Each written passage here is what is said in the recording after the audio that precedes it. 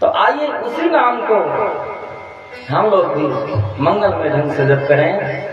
कुछ क्षण पश्चात होते हैं, भागवती दूंगा डुबकी श्रद्धा में गोता लगाने के लिए।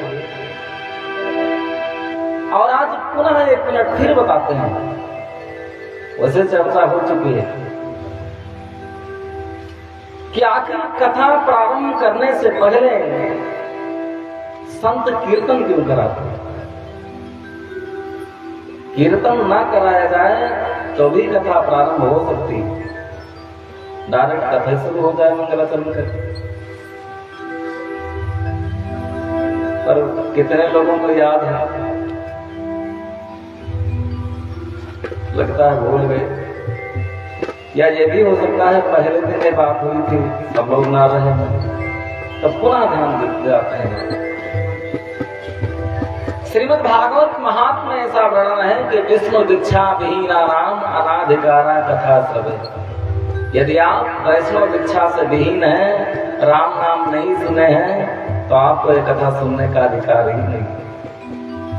इसलिए संतों ने मन में विचार करके ये परंपरा ही प्रारंभ कर दी कि जो राम नाम नहीं सुने हैं, दीक्षा नहीं लिए हैं, उन्हें हम राम नाम का मंत्र दे दिया करें। इसलिए वक्ता जगत गुरु होता है और सबको सामूहिक राम नाम का मंत्र देता है। और ये मंत्र केवल तब तक प्रभावी है जब तक कथा होती। बोल भक्त वत्सल भगवान की, द्वारिकाधीश भगवान की। आइए अपने मन और वाणी को पवित्र करने के लिए हम लोग कुछ क्षण दिव्य भगवान के नाम का आश्रय लेंगे। और इस कलिकाल में मात्र यही साधन है, अपने को नहीं, अपना जीवन ही गोविंद के चरणों में समर्पित करें। अभी तो हमारे संत जन गाते हैं, जीवन है तेरे गवाले मुरलिया वाले, जीवन है तेरे गवाले मुरलिया वाले, जीवन है तेरे हवाले मुरलिया वाले, जीवन है तेरे हवाले मुरलिया वाले, जीवन है तेरे हवाले मुरलिया वाले। अपना सर्वस्व जीवन ही भगवान के चरणों में अर्पित करते हैं। हम कठपुतली तेरे हाथों की, हम कठपुतली तेरे हाथों की, हम कठपुतली तेरे हाथों की, हम कठपुतली तेरे हाथों की। जैसे भी चाहे न चाहे मुरलिया वाले, जैसे भी चाहे न चाहे मुरलिया वाले, जीवन है तेरे हवाले मुरलिया वाले, जीवन है तेरे हवाले मुरलिया वाले।